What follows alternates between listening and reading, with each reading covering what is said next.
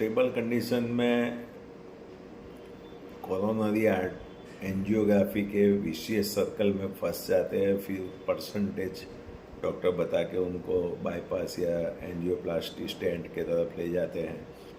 तो लोगों को एक जानना जरूरी है कि 21वीं सदी की treatment enhance external counter pulsation जो ट्रेंड डॉक्टर के हैंड से आप लोगे तो आपको एंडोथेलियल डिसफंक्शन जो बाईपास या एंजियोप्लास्टी में होता है वो भी नहीं होगा। एंडोथेलियल रिकवरी होगी, ब्लॉकेज खुलेंगे, ब्लॉकेज वाली आर्टरी खुलेगी, नेचुरल कोलेट्रल्स नलियाँ बनेगी और natural surrounding rerouting of blood supply हो जाएगा और ब्लॉक भी स्टेबल हो जाएगा और धीरे धीरे कम होता जाएगा और ब्लॉक वाली आर्टरी भी खुल जाएगी।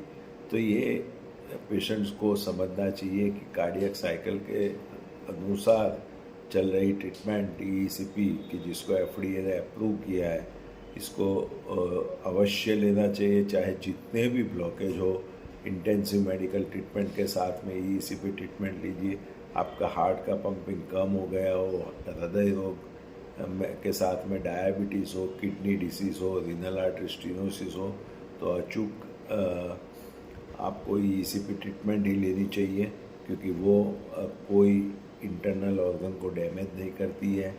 दवाइयाँ कभी कभी इंटरनल ऑर्गन को डैमेज कर सकती है, स्टेंट इंटरनल एंडोथेलियम को डैमेज कर सकती है, बाईपास हार्ट को डैमेज कर सकती है। लेकिन ECP एक ही ट्रीटमेंट है जो हार्ट को रेज्यूनेट करती है और हार्ट का पंपिंग बढ़ाती है और हार्ट का नेचर बाईपास करती है और सिस्टोल डायस्टोल के साइकिल के अनुरूप होकर चलती है। तो मायोकार्डियल ऑक्सीजन डिमांड भी कम करती है और मायोकार्डियल ऑक्सीजन सप्लाई भी अनेक गुना बढ़ा देती है।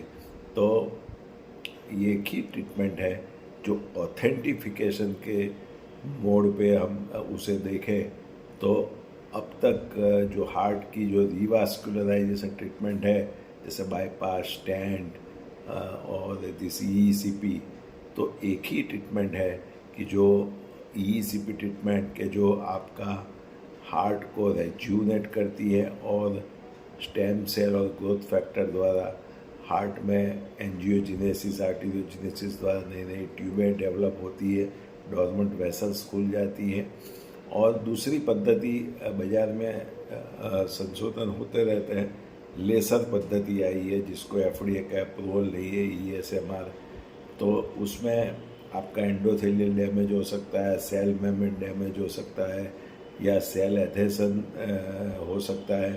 तो कहने का मतलब है कि लेसर एंजियोप्लास्टी भी अभी एक मार्केट में आई है जो स्टेंट वाले डॉक्टर करते हैं, लेकिन वो सब में एंडोथेलियम जो हार्ट का हार्ट है वो डैमेज होता है। तो हमेशा intensive medical treatment with heart healthy vitamins, omega-3 fatty acid and ECP treatment and healthy diet, alkaline diet and regular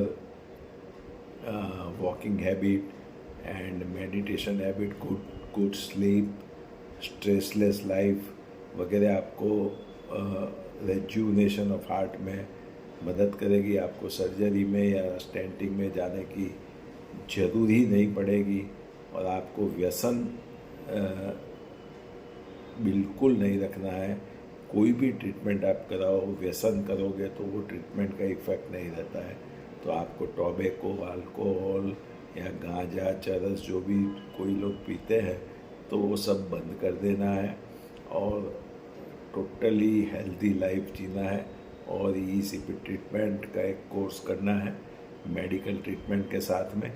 आपको कभी भी सर्जिकल और स्टेंटिंग के प्रोसेस में जाना नहीं पड़ेगा, वो हम गारंटी देते हैं। Thank you very much.